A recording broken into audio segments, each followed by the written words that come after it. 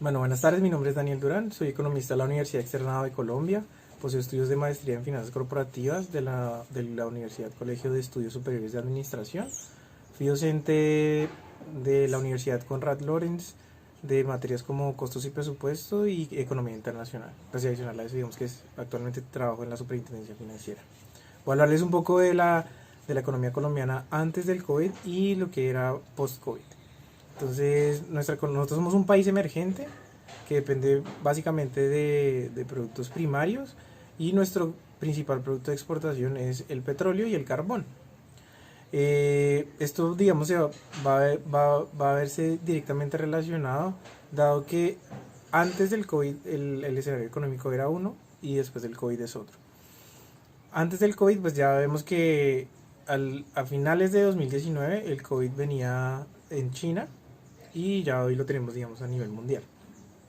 Eso va a implicar que los precios del petróleo disminuyan de una manera drástica debido a la menor demanda por el menor nivel de producción de China. Entonces pasamos de niveles de petróleo de $60 a $50 digamos a principios del 2020, y hoy en día tenemos, pues pasó a estar a $17 y hoy en día volvemos a tener niveles de petróleo alrededor de $40. ¿Qué pasa en ese momento? Entonces, la OPEP, digamos que es una organización que son países principalmente productores de petróleo que se agremian para poder controlar los precios del petróleo, dado que tienen alrededor del 30% de la producción total a nivel mundial. Entonces, la OPEP históricamente lo que ha hecho para controlar el precio del precio del petróleo es disminuir la oferta. Por medio de la ley de oferta y demanda, si hay menos de un bien, aumenta el precio. Y si hay mucho de ese mismo bien, pues disminuye el precio. Y ellos han jugado con esto desde que se formó la OPEP. Entonces, cuando ya el COVID es un fenómeno de nivel mundial, pues estamos viendo que el efecto económico es que todos estemos en la casa, que las fábricas no puedan producir de manera consistente lo que estaban produciendo. Es decir, que todo el aparato productivo se frena porque ni las empresas están produciendo lo que producían antes, ni los consumidores están consumiendo lo que consumían antes.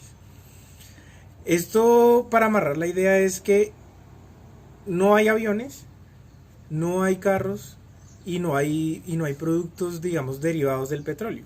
Es decir, que Colombia va a percibir menos ingresos. Entonces, el precio del petróleo pasó de estar de $60 a $30. Digamos que este nerviosismo llevó a que muchas, pues tanto entidades internacionales como el mismo gobierno se preocupara de la estabilidad económica del país. Porque cuando tú no percibes los mismos ingresos, pues se genera ese tipo de nerviosismo. Entonces generó que el dólar pasara de 3.600 a 3.800, 3.800 y 3.900. Esto acompañado que el mínimo del petróleo llegó a estar en $16 dado la crisis del coronavirus y la crisis de los precios del petróleo, pues ya vemos que tienen varios efectos. Uno de los efectos es que haya menor producción y haya un menor consumo. Esto conlleva a que como país pues tengamos unas finanzas como más débiles. Y esto conlleva a que haya una salida de inversión de portafolio de Colombia y lleve al dólar a precios de 4.200. Entonces, con este panorama y con los síntomas que les acabo de mencionar, la economía colombiana pues está muy frágil. Y el doctor de las economías son el Banco Central. El Banco Central entonces entra a salvar la patria. El Banco de la República tiene una función primordial y es controlar la inflación, que debe estar entre el 2 y el 4% sin comprometer el crecimiento económico. Pero tiene un mecanismo de transmisión fundamental que es la política monetaria, que es la herramienta principal del Banco de la República para estimular la economía o ponerle un freno. ¿Cómo funciona el mecanismo de transmisión de la política monetaria? Desde que sale el Banco Central hasta que llega al consumidor final, que seríamos nosotros como seres humanos. El Banco Central es el papá de los bancos, es decir, que es el prestamista de los bancos comerciales. bancos como Da Vivienda, Bancolombia, Banco Bogotá y todos los bancos comerciales que ya conocemos. Y los bancos comerciales son los que les prestan el dinero a las empresas, a las pymes y a las personas naturales o personas como nosotros.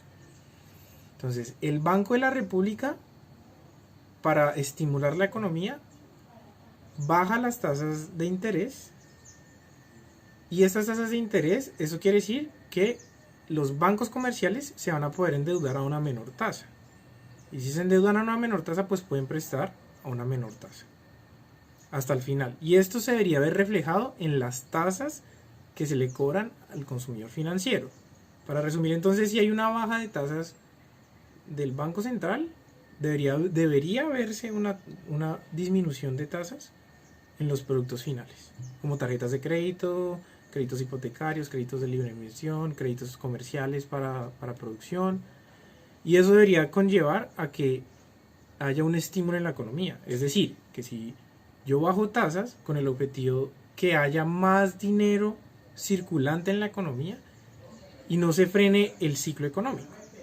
¿Por qué? Porque yo no voy a tener incentivos para tener mi dinero en una cuenta de ahorros o en un CDT, porque me están pagando muy poco. Yo voy a tener incentivos de pedir prestado dinero para poder invertirlo o gastarlo en su efecto. Y eso es lo que hace que la economía se siga moviendo. Porque si la pyme puede pagar los salarios de sus empleados, los empleados pueden salir y comprarle el mercado y pagarle a la empresa de servicio, y así se empieza a mover todo el ciclo económico y genera crecimiento. Eso es lo que digamos como que se mueve todo el ciclo económico. Y esa es como la función principal del Banco Central, cuidando la inflación. Esto lo voy a amarrar con qué? Con que la inflación históricamente recientemente ha estado dentro del rango establecido por el Banco de la República, que es del 2 al 4%. Durante este año, el Banco de la República ha bajado tasas del 4,25 al 2,5. Es decir, esa es la tasa más baja que ha tenido el Banco Central o el Banco de la República en toda la historia. Esto con el objetivo de estimular la economía colombiana. ¿Qué está pasando actualmente en Colombia y en la mayoría de los países donde tenemos aislamientos obligatorios? Y es que tanto los vendedores como los compradores, o los productores y los compradores, no estamos interactuando por estar aislados. Entonces eso genera que todo el ciclo económico se frene, a pesar de los esfuerzos del Banco de la República o los bancos centrales por disminuir tasas, porque esto no es un fenómeno que solo esté pasando acá en Colombia, sino que también está pasando en otros países donde también quieren estimular la economía. Entonces este año la perspectiva de crecimiento en Colombia era positivo, y pasamos de tener un escenario donde la economía colombiana iba a crecer y ahora vamos a decrecer alrededor del 7% para algunos analistas, y para otros analistas alrededor del 5%. Acompañado con esto, pues como toda la actividad está frenada, pues tenemos una tasa de desempleo de alrededor del 22%, está entre el 21.4 más o menos. ¿Qué hemos visto este año en datos como las ventas al por menor?